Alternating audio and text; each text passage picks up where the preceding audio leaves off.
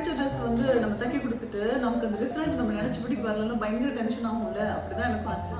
இப்போ நடுவில் இந்த லீவ் கிடச்சிதான். இந்த லீவ்ல வந்து அப்படியே பர்டிகுலர் அப்படியே உட்காந்து ஒவ்வொரு நாளும் கொஞ்சம் கொஞ்சமாக மெருகேற்றி அந்த ட்ரெஸ்ஸை வந்து கொஞ்சம் பார்க்குற மாதிரி பண்ணிட்டேன். அது எப்படி பண்ணினேன்னு உங்களுக்கு காமிக்கிறேன்.